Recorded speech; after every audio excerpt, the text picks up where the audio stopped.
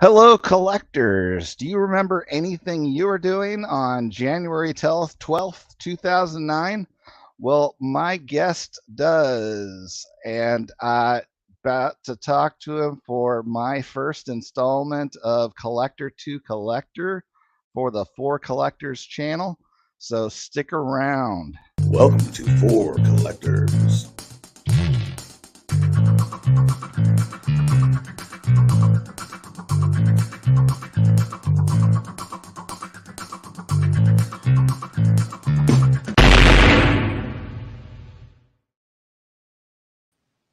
Welcome, collectors. We are Four Collectors, and this is another installment of Collector to Collector. I am John, the 3D80s kid, and my guest is a long time YouTuber, very long time. We saw this guy grow up with that first video in 2009. It is Drew of Leftyndv10. Welcome, Drew. John, thanks, man. I'm really glad to share some hobby history and YouTube history, and hopefully get some more folks interested in pre-war cards today. Well, great to have you, and it's fascinating to talk to you, but I never saw the answer given fully on your channel. I do like to watch a person's history, and lefty, I'm guessing, because you're the left-handed pitcher. Yep. I'm guessing you might actually be Drew as a middle name and N as your first initial. Is that? You got it. You got it pegged. Okay. And then 10 for Chipper Jones? You got it. Yeah, my boy Chipper. Okay. Well, we might have to. Oops. Just kidding. But yeah, Chipper. I got Chipper in the back there. Always been a Chipper fan. Yeah. All right. There we go. It'll be. We're all good. I thought you might have used 29 for some reason, but that story. I was high school baseball. I was lucky enough to make varsity as a sophomore, and that was the last jersey. So that was the one they gave me. We had 1 through 29. That was the last jersey. This is what you get, kid. And you stuck with it all 3 years. So, because through various times you were recording videos coming off after your baseball game. So, I was going to ask, that very first video you showed a card, and so do you remember what that card was? Yeah, I remember the player for sure. It was Carl Crawford. He was at the time, 2007, 8, 9 was really just kind of, I felt super undervalued. And when I wasn't pitching, I was playing left field or first base, and Crawford played left field. And I just really liked his game and his style. He was stealing bases back when nobody was stealing bases. He was stealing 60 bases a year, not like today's game, So it was just a player I admired, and played for a team that nobody really cared about. And you could get his stuff for really cheap. So it was definitely a Carl Crawford card. Probably, I think it was an Ultimate Collection patch. If not Ultimate Collection, it was some Upper Deck patch. Some really cool game used. Might have even been like a by the numbers or something like that. A cool subset they had. Yeah. Me being someone who stopped collecting in 91, I missed that whole autographs and relics and all that stuff, and now that's confusing to me. So I'm sure you're right. But I was actually kind of wondering how you ended up with Carl Crawford being right outside Atlanta as a Braves fan. So that explains it now. Yep, he was easy to collect, and really undervalued at the time. Like I said before, he got the huge contract from Boston and kind of blew up. But it was fun. It was fun to collect back then. Okay, and moving along in your past history, I did catch a few months later the very first vintage cards you showed. Do you have any recollection of what those might have been?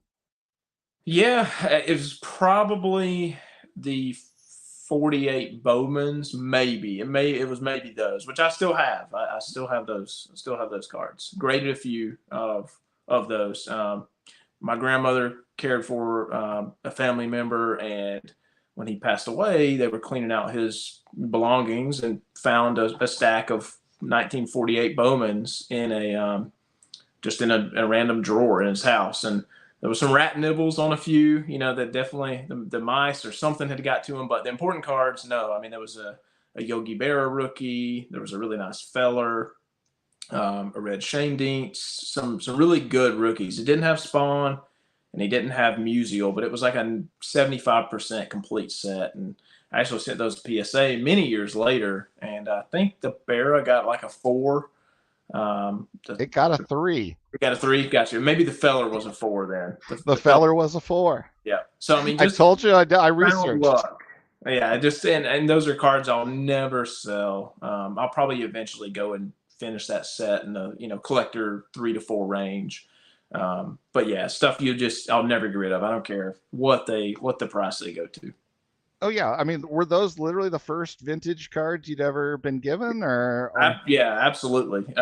Yeah, never had any real interest in vintage before then. Never. I mean, there's no shows. I'm from Atlanta, the Atlanta area, and there's no back then. You're talking 2009, 10, dark ages for cards. Just anything you think you know about cards today, just really kind of throw that out the window for then.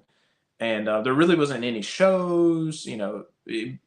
Buying and selling on eBay was very new. So yeah, that was kind of just my first. I didn't know what they were. I had to go and dig around to figure out what they were. And then you go buy a Beckett at Walmart, and wow, it's Yogi Berra's rookie card, and so it was super cool to see. So I think that was probably my first okay, these are valuable. Yeah, it's cool to have autographs and patches and game use stuff, but the vintage was pretty cool too. So I kept those forever. I mean, still have them. Yeah, I mean, that it is awesome to get something like that. Other thing that struck me in one of your early videos is hanging out with your buddies at like an LCS, ripping packs. Yeah, man, that was I ended up working at that shop, so man, we would drive. It was about 45 minutes away from where we grew up. I mean, the closest card shop. And still to this day, a great friend and mentor, Ross at Champion Sports Cards. If anybody's in the the greater Atlanta area, definitely go see Champion Sports Cards. He bought the shop from his parents, who started it I think in like 2000, 2001, and has just run a fantastic store. So I grew up going to there. Like if I wanted to buy cards, outside of getting a blaster from Walmart, if I wanted to get hobby packs, I had to drive 45 minutes. I mean, this is, infant stages of blowout cards and DA card world. But yeah, man, I can really remember me and buddies from high school driving up there, and I mean, legitimately digging change out of our cup drawers to get, a couple dollars to buy like some press pass or Topps Chrome packs for, $2 a pack. And that sounds crazy to say back in like 2008, 9, but that was a reality. I mean, you could get a hobby box of Topps Chrome for $60, $70, and get 2 autographs and a bunch of cool refractors. And man, that was good days. I ended up working there. Worked there, all through college. Oh, that's awesome. But I mean, for myself, to me, it's totally sparked memories of opening packs with my buddies, like the same age. Course, our product would have probably been like 1990 score, and we were all hunting for that Bo Jackson with the bat on his shoulder. So but it just it felt the same to me with you guys opening and laughing and just having a good time. It just was awesome. So other thing, there was a random video I came across. I was very curious what it was. This de-thuggenizer spray. What? Man, that's yeah. So that was for a marketing class in high school. I had to make up a product. We had to make up a product and then shoot a commercial to market the product. So that was actually my great grandmother in that video. She passed away not too long ago, a couple years ago. She was well into her 90s, but she was a fun sport. So that was it was a commercial we made up for a product that would protect old ladies from the thugs. She was definitely the star of the video, and she sold it. And everybody else was kind of wooden, but she went for it. People don't realize how tough editing was in 2008 and 2009. Also, that was a technological feat to edit that video back in the day. Oh yeah, I mean, well, yeah, I mean, I can't even imagine doing that. You don't have, a smartphone. You don't have a laptop. No, that was, and I don't even know if it's ever. Yeah. It'll probably be claimed now, but I mean, we used a Lil Wayne song on the cover of, like, I don't know if it's still up. I haven't watched that video in years, but we just overlaid that on YouTube, and that was like no big deal. I mean, that wasn't, there was no like copyright. That wasn't even something you would think about. You just download a song and overlay it on the video and upload it to YouTube, and it's there. It's still there because I watched it, and there we go. I don't think they copyright strike it after the fact. So nope. But yeah, that was funny. And I did every time you went along and you shouted out other channels, and I didn't find a single one of them that was still active until October 7th of 2009. Any guesses of who the channel that's still active that I found is? Oh man, that would have. I have to guess either Max Jackson or, oh man, I don't even know. Back then, yeah, I would have to go with Max. Probably. You're right. I'm right. Yeah. So, I mean, the guy it seemed like you called out the most. Big Fish? Yeah, Jason hasn't disappeared for 5 years ago apparently. Yep. So yeah, that was a different age. That was like you said, the infancy of YouTube. I mean, Jason Big Fish, and if I guarantee you, he was one of the most popular people just on YouTube for baseball cards. I mean, you're talking if 50 or 60 guys were uploading videos, he was probably one of the very first ones, at least one of the first I came across back then. I mean, like, we would have group breaks, but very different. We would mail checks. So somebody would make a video and say, this is what we want to buy. We want to buy these 12 boxes. Here's the cost. Here's the exact cost. Then we would mail in checks to this person on the internet. They would then take those checks and buy the product. Then you're talking 2 weeks later now, 3 weeks later. Hey, I've got it. I've got the product. We're going to go do the randomizer and go to Blog TV. And it's just so different. Yeah, but those are people I grew up with. I mean, I've met these people in real life multiple times. I went to a Braves playoff game with Jason, still talk to him from time to time on Facebook. So yeah, man, the people I met even back then and who were just so welcoming, and I'm just a kid at the time. I'm 16, 17 years old, and these are huge YouTubers, and in my mind, they've got awesome collections. They've got stuff I'll never have, and so I appreciate every single one of those people who kept it fun. And I definitely wouldn't have been making videos without all those people. Max still today. I just roomed with Max at the National after knowing him for almost 15, 16 years. So it was very cool. Yeah, that is awesome. One question I do have to ask: do you still have your Lefty Cray auto card? Yeah, I really do. It is somewhere in a meme box. I 100% still have that card. For those of you listening or watching, it is a card he named as the most ridiculous, lamest auto card he ever has pulled. It was a champion fly fisherman or something. Gosh, it was just it was a meme then, and it would still be a meme now if that was in like a Goodwin Champions product. Oh yeah, I mean, how do you even have that as a sport in a trading card? I mean, who follows fishing that collects cards? But what's funny? I don't know if you watched that video, John. I don't even remember if I posted that box break, but I pulled a Jim Brown autograph in the same box I did see that other card. Yes. with he was, and I know he played lacrosse in college, and that's why, but it was a Syracuse lacrosse player who was the dual auto. So you have Jim Brown and then some college lacrosse player.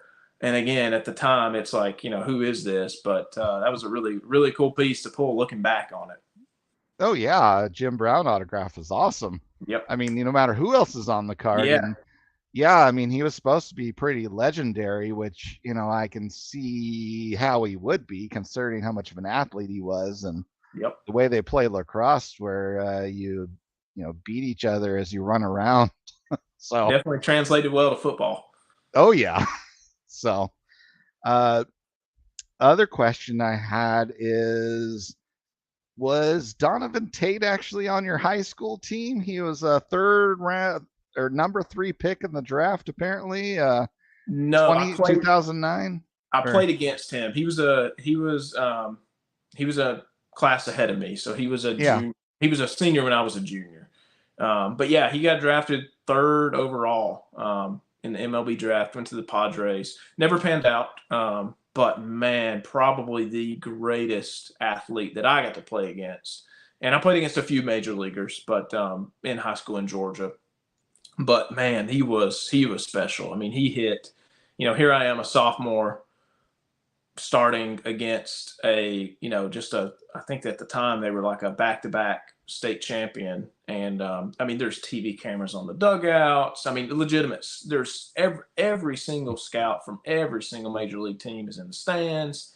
And, we're playing at home and we're all pumped up because we're the underdogs. And I think I struck like the first 2 guys out. And then I'm like, man, I'm going to overpower this guy. I'm just going to, I'm going to throw one. And I don't know if the ball has landed yet. I mean, he hit an absolute moonshot off me. I mean, probably the farthest ball I have ever seen hit in high school baseball. Wow. He was an incredible athlete. Yeah. Oh, yeah, he had to be, since he had a D1 football scholarship offer as well. So, yeah, took the baseball bonus money and never made it past high A because a lot of injuries. And I ran into him recently. Where he went to school is where I live now, and actually ran into him at a Kroger, and talked to him. Here we are, 15 years later, kind of, hey man, did you play? Yeah, I knew who he was, and he was like, yeah, I remember you, and I'm like, yeah, I remember you hitting a 500-foot home run with an aluminum bat off me. I'm not sure if it's coming out. That's awesome. Another question I definitely had to ask. I saw in a video in July 12th of 2010, you had a 1934 Gaudi Jimmy Fox that you said you bought for $2. It was kind of rough shape. I was wondering if that thing was actually real. Not real. That wouldn't have surprised me at the time on eBay. I mean, that was a legitimate, there was no authentication process. There was, nothing. I think I bought it on eBay, but yeah, unfortunately, no. I sent it to PSA, but that was back when they wouldn't even charge you for not grading a card. I sent it in with the Bowmans, actually. Cool. There was another big significant event that also occurred in that video, but before I go there, because that's going to lead into a whole nother conversation, I do want to say that was a very nice Optimus Prime in that pumpkin carving with you and Megan there, which I mean, one of the awesome things of watching this whole series of your videos is you get to see the start and carrying on of the relationship of now your wife. And how many kids? 2 kids. I got 2 girls. But yeah, that was a contest that Jason ran back then. I mean, YouTube, again, totally different landscape than it is now. There was no flashy, people with actual money putting productions together. This was a guy who had a Matt Williams autographed bat, which I still have to this day. and just wanted to give it away. He just wanted to see some cool pumpkins being carved, and actually ended up winning that contest. So super proud of that. Worked hard on that, but yeah, that Oh was yeah, I did see the Matt Williams bat. I didn't realize that was connected to the pumpkin so carving. that So was the winning prize for the pumpkin carving contest. And I mean, back then you'd get 20 or 30 submission. If there was a contest, I mean, everybody would make a response video because it was just a way to get your channel out there. And you back then, 1,000 subscribers was kind of like the pinnacle of making a YouTube video, or running a channel or doing whatever. And again, for me, it was like, well, hey, I can cover pumpkin pretty good. I'm gonna recruit Megan into this. Make it into a little fun, date night or something. And yeah, that was at a house I lived at in college. nice. Um, so back to the same video with the Jimmy Fox. That was also the first appearance that we saw of T206 cards on your channel. You showed 4 of them there, and how does someone just start this path? Only being what I guess at the time 19 years old. What was the year on that? Was that 2009? That was actually 2010. So 2010. actually a Okay. few months shy of 19 then, weren't Yeah. you then? So I bought 3 or 4 T206 actually with graduation money. I had just graduated high school, Okay. and I bought, it was an Adios, Sam Crawford, Joe Tinker. I don't remember the fourth one. There was a Hal Actually, it was the Chase, Hal wasn't Shea. it? Yep, that's right. I have 3 of those 4 cards still to this day. Yeah. I graded them. I mean, they're ones. They're they're beaters. What we would call a beater. But I regret selling the one. I sold it to a Cubs collector. I still know where it is, and he would sell it back to me in a heartbeat if I wanted the Tinker. But yeah, I mean, I think I bought those cards for like $20 each, maybe $25. I think I might have spent like 45 total on those. I'm not sure if that's accurate. That feels about right for those cards. And even in ones, I mean, like I said, I recently, not recently, but somewhat recently graded those just to get them protected. And the 3 that I have will never leave. They'll never leave the collection. So from there, I mean, I saw a continual history there for a while of still doing modern, but Yep. then more and more it starts changing into vintage as we go along. It's like you start pulling in some 50s cards and 60s cards, like a Warren Yep. Spahn player run. Did you actually, you said at one point, uh, you were over 20% at one of the videos I saw with the master collection of Warren Spahn. That was still during college. Uh, where did that end up at? I've still got all the spawns. I have never sold a Warren Spawn. Unfortunately, luckily and unluckily, at the time, again in college, I'm working at a card shop. I've got the best job in the world. I'm making $10 an hour at a card shop in 2011, 2012. I mean, my gosh, what a dream. And I mean that wholeheartedly. I mean, there was nothing I could have been doing that I would have had a better time with and learning all I did about cards and the business and everything that went into it. But at the time, I was buying PSA 7s, which is what my set is, PSA 7s and 8s. I got a couple 9s and even a 10 for Spawn. But at the time, I wasn't able to buy any of his rookies, so I don't have the 48 Leaf and I don't have the Bowman. And I'll get those eventually. But I was able to buy a lot of really, really tough cards because back then, 50s and even PSA stuff, and it just wasn't. I mean, it wasn't even remotely expensive. I mean, one of my best cards I bought was a 52 tops Spawn PSA 7, and I think I paid maybe $300 for a PSA 7. 1952 tops. I haven't even looked. I have no clue what that card's worth. Probably, I don't know, 1,000, 1,500 maybe.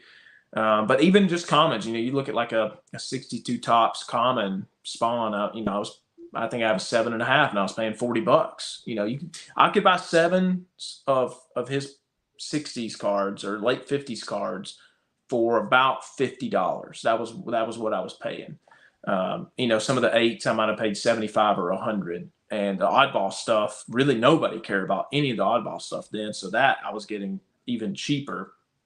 So kind of just stopped that when T206 really kind of took over. But I do have plans to go back and finish the Spahn run kind of once I'm at a point with the T206 that I maybe not get bored, but just I feel like I've, got some other interest again. They're not going anywhere. Yeah. I mean, I saw you had like the Johnston cookies. Those are pricey Yeah, now. yeah, they So, are. yeah, lots of cool stuff.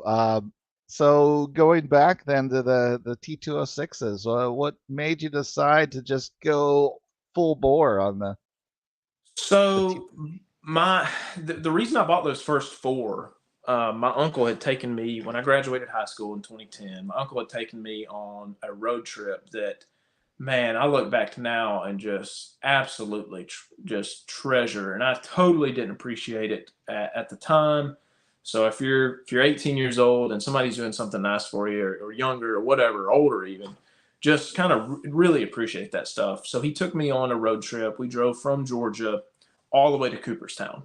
So we went to the Hall of Fame. That was his graduation gift to me. He had never been. He had always wanted to go. Huge lover of baseball. Taught me so much about the game and the history. But we stopped at 4 or 5 different ballparks along the way, minor league stadiums. And so we saw tons of different teams along the way. It was kind of a week-long journey. But when we went there at the Hall of Fame, this was, back 2010, they would bring out artifacts and let you hold them. And I remember them bringing out the Adios Cup that they gave away, which was essentially the first All-Star game to raise money for his family when he died of meningitis. I think he died at 31. He was very young, very, very young. And so that was when I bought the Adios card, and that's what got me started in the T206. And then I had bought a couple more from the shop. Like I had put them on layaway at the place I worked, and was like, hey, take, 25% out of my paycheck until I've got these 4 or 5 cards paid off. And of course my boss, Ross, super cool. And I was like, sure you want to do that? And I was like, yes, I have to have these. And, that was kind of the start. I had just got a couple Hall of Famers that he had got graded by SGC way back in the day. I mean, probably 2003 or 4 when he bought the shop. And so that was kind of the start. I bought, 5 or 6 raw on eBay, and then had gotten 5 or 6 from him, and then had started to buy a few on eBay, and, just kind of put the set down. I wasn't collecting the set. I mean, this is, 2012, 13, 14. I'm trying to get married and saving for all this. And, I had 10 to 12 cards, but there was never like the, I want to build a set mentality. I mean, it just 520 cards, and a Ty Cobb is $600. I mean, I passed up buying a Cobb from the shop, because it was $600. I mean, that was never going to happen for me. I'm like, no way. I look back, and that, probably a $5,000 or $6,000 card now. It would have been a good investment. But yeah, I kind of put it on the back burner until about 2018. I really just, I'm looking at these cards, and I was kind of just bored with modern. I have 60 or 70 Chipper Jones autographs, and just, I was really just kind of bored, and was just looking at, man, like, I can get a Ty Cobb for $1,000, $800. And so I'm like, you know what, maybe I just need to get a couple of these. And then, a couple turned into 20, and then turned into 50. And then, maybe I'll just do Hall of Famers. And yeah, it kind of just snowballed from there. Awesome. And I mean, at this point, how extensive is your T206 collection? Well, I finished my T206 set last August, so probably right at about a year ago, I actually finished the set, the complete 520. So for you guys that aren't maybe as familiar with T206, but have just heard some things, so there's 524 cards in the complete master set, what we consider a master set. And that includes cards that I just, not in the tax bracket that I belong to. So you've got, obviously everybody knows the Honus Wagner. The Joe Doyle, which one just recently sold at REA. I think it got $3.5 million, I think was what that one hammered at, or somewhere around there. The Wagner that they sold was over $6. Then you've got the Eddie Plank, which not it's unaffordable. I mean, that's a six-figure card, but they could have been had for 30 or 40K for the past several years before COVID. And then the Maggie, the Sherry Maggie, the IE, which you can still get those. That maybe that's a very long-term goal of mine, is to get to 521. So 524 is a complete master set. I have what's called a 520, so minus the big four. There's some hitters in the 520. That's I was lucky enough to be invited to a Facebook group that this was like, what I kind of saw as like the pinnacle. If you wanted to build a set, what better set could you build than the T206 set? And it seems like such an impossibility, when you look at the money and the just finding 110-year-old pieces of cardboard. Yeah, totally 100% the best decision for collecting I ever made. Awesome. And so is there a particular backs, or does that mean you have all the backs, or what so there's technically, I think, 37 different backs.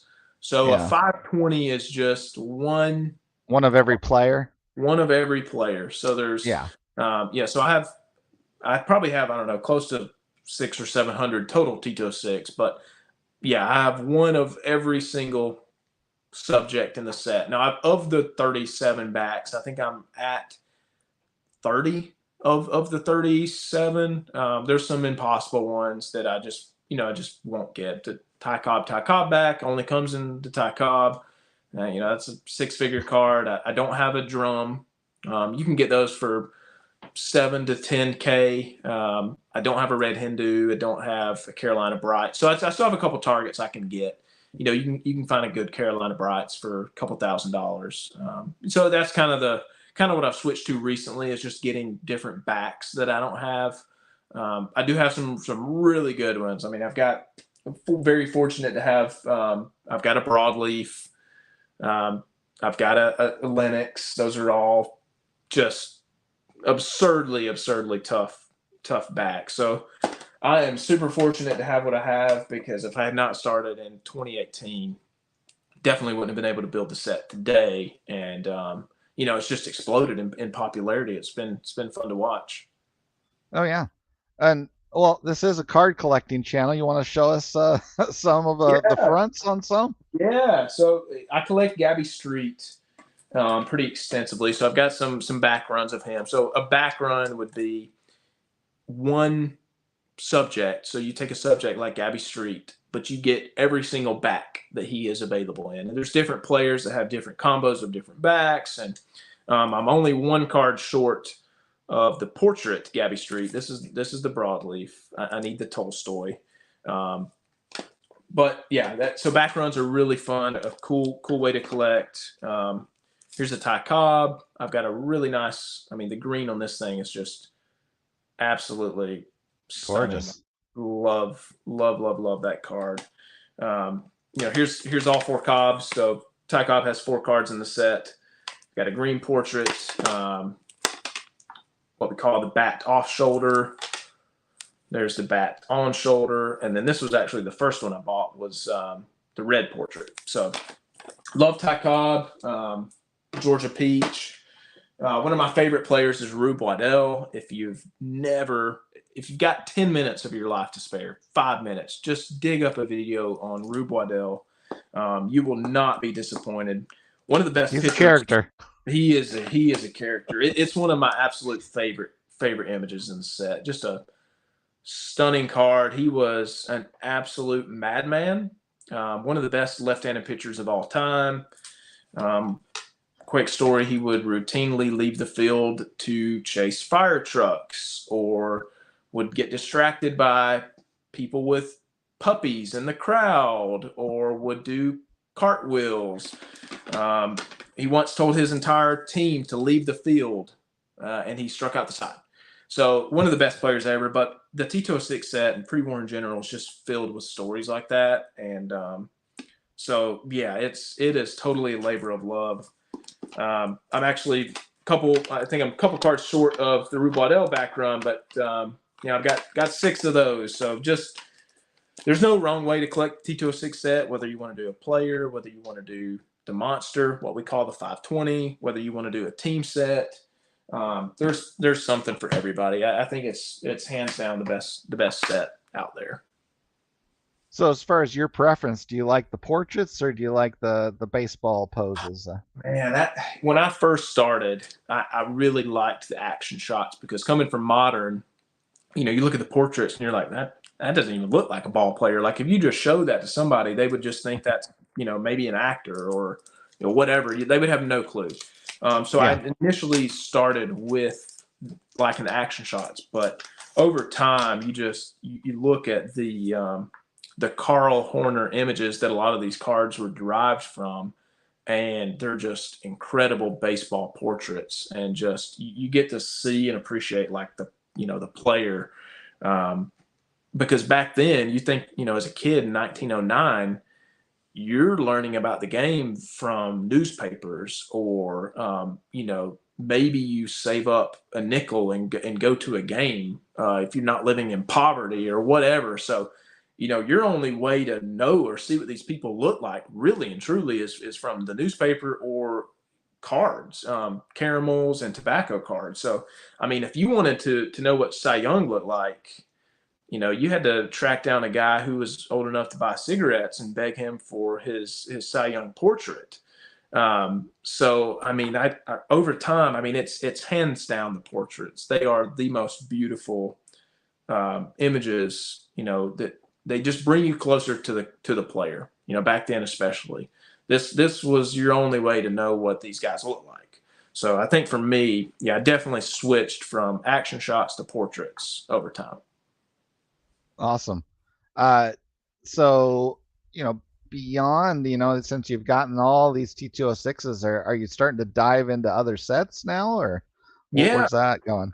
yeah, absolutely. I'm kind of switching to some of the rarer backs. Like I said, really enjoying picking up those rare backs. But recently, after I completed 520, you just kind of feel like you're just kind of there. What's next? I mean, I spent 5 years building a set that just seems impossible, and it truly felt like I was never going to finish until I got the very last card in my hand. I mean, that's just how it feels, and it's just how do you eat an elephant? It's one bite at a time. But even, like I said, it just felt impossible the whole way, and then now it's like awesome. I've got these 520 slabs and all this other stuff, but so I've really started to enjoy caramels. Have been really super fun. I've bought a lot of caramels lately. There's a lot of subjects in caramels that aren't in the T206 set, so I've kind of been starting with there. I mean, here's one I picked up recently. I haven't shown this on a video. It's this is an E92, so John Dockman and Sons.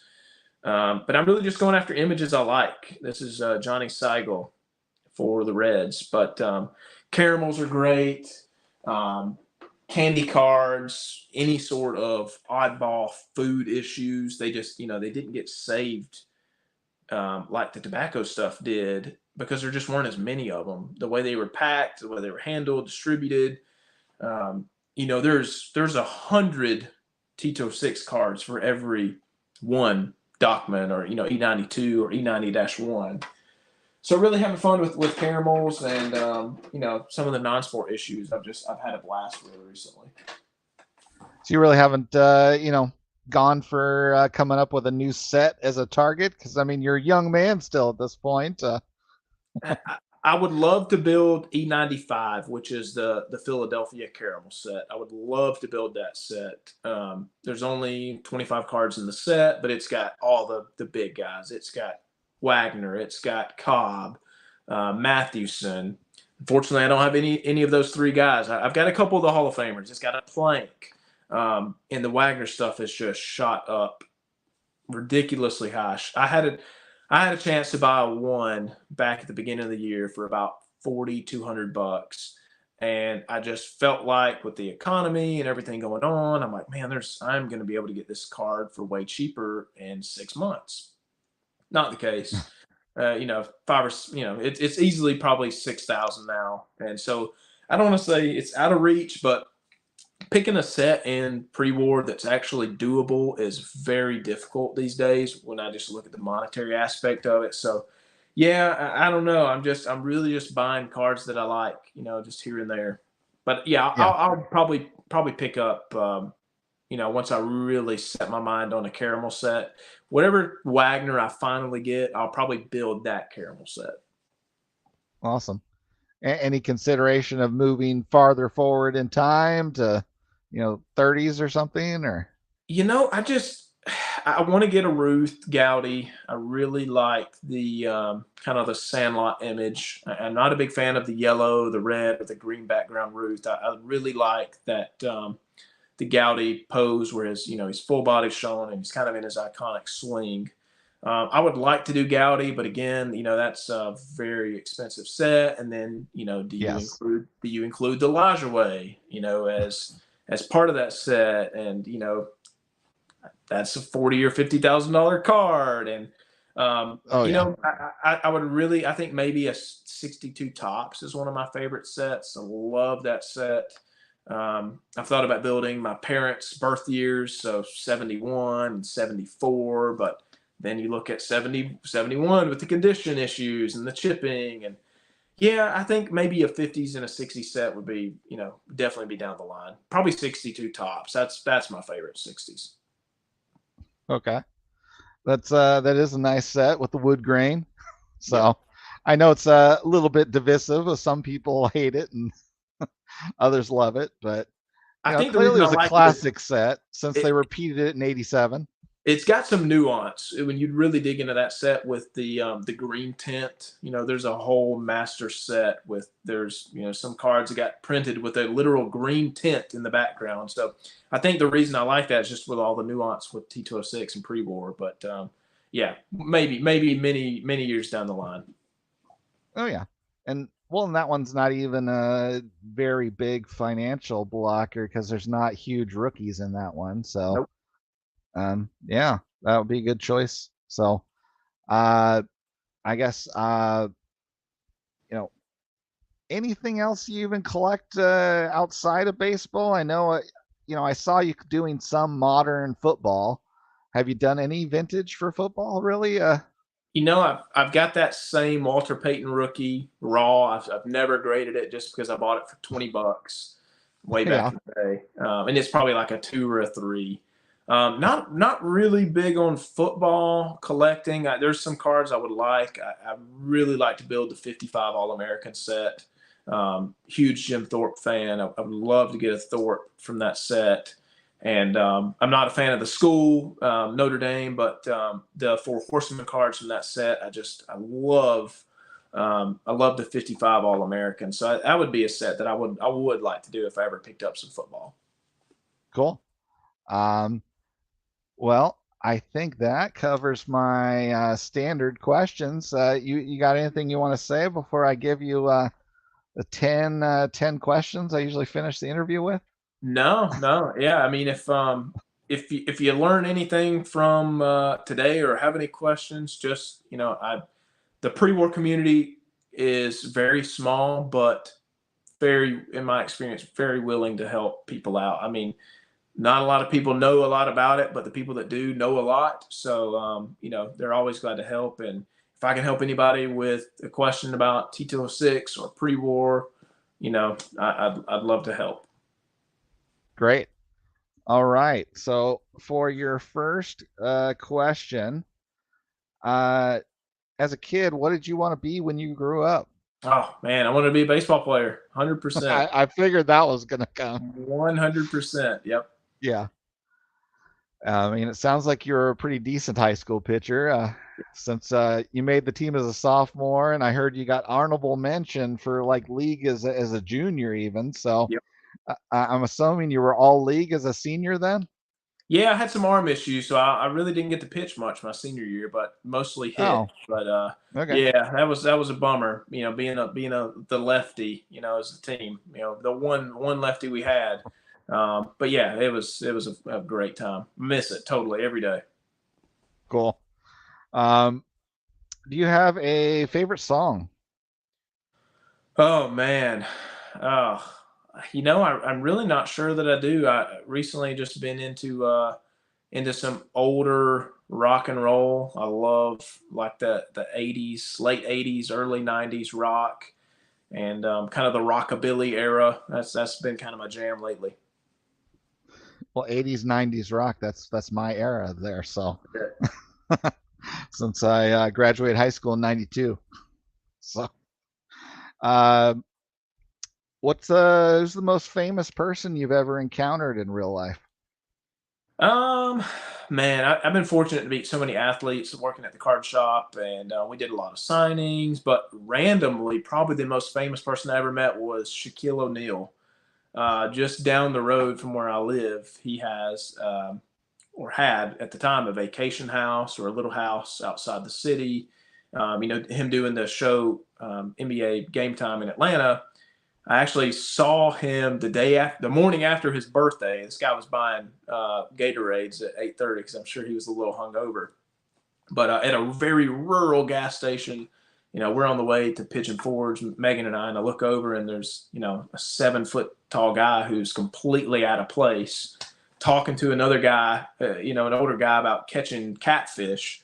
And I'm like, oh my God, that is 100% Shaquille O'Neal. And he was super cool. Called us, he motioned us over because he caught me kind of looking. It's like, I'm like, what are you doing out here, man? He's like, oh, I live down the road. I'm like, what in the world? He was super nice. He was an awesome guy. I mean, that's awesome that he would even wave you over. I mean, he He was seems so like cool. he's just so down to earth and just friendly to everybody. It's Yep. really cool. So, I mean, it's got to kind of suck though, being somebody that monstrous. You can't go anywhere without being recognized. I mean, The older guy with his little boat who just went fishing had zero clue who he was. Absolutely zero clue. Like I said, they were talking about catching catfish when I kind of walked up. So that was awesome. yeah. Uh, if you could choose any superhero power, what would it be? Oh, probably got to be flying. Yeah, that would be get anywhere quick, never have to deal with traffic. I sat in enough years of Atlanta traffic during my lifetime that I wish I could just fly straight to wherever I'm going. That is a very popular answer. If you can name well, I'm going to specify. Let's eliminate dogs and cats because that's too easy of an answer. Do you have a favorite animal? Yeah, probably. This is gonna be a weird one. Probably. Um, I was always fascinated with Komodo dragons as a kid. Just a very bizarre animal. Like poisonous. I mean, what kind of lizard is poisonous? Yeah, it was just they're 5 feet long and weigh 300 pounds. Yeah, Komodo dragon. Oh, those are cool though. Yep. So yeah, I mean, it's not a weirder answer than a previous one of manatee. So, um, Let's see. in We'll my see. opinion, at least. Yeah. If you had the ability to switch lives with someone for a single day and experience, you know, something they experienced, who would you choose? Oh man, I think my mind you immediately go to somebody who's just extremely wealthy, just because you have unlimited resources to do whatever you've ever wanted to do. But I really think, um, man, I would love to know what it's like just to be a big leaguer. Just a one day, start to finish kind of. What does that look like for a Mike Trout or a Shohei Ohtani? Somebody like that who's just absolute top pinnacle of their sport, and just kind of see what that's like. Good answer. Do you have a favorite movie? I love. I've got two. I'll share. I know it's one, but I love The Sandlot because I think it just brings us back to baseball at its purest form. And then I also love Shawshank Redemption. Just love that movie. That is one of those ones where every time you flip to it on TV, you end up sitting Just and kept watching watching. the rest of it, Yep. no matter where it's at. I mean, Yep. that's a good choice. So, do you have a favorite subject in school? Definitely economics. Yeah, love the numbers. It's concrete. You know, you can. There's a problem. There's a way to figure it out. So definitely math. That was a big one of mine. Do you have a favorite food? Definitely gonna be steak or pizza. Steak and pizza. Yeah.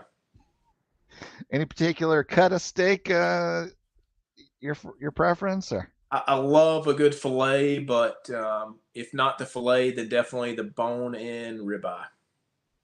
Good choices. Uh,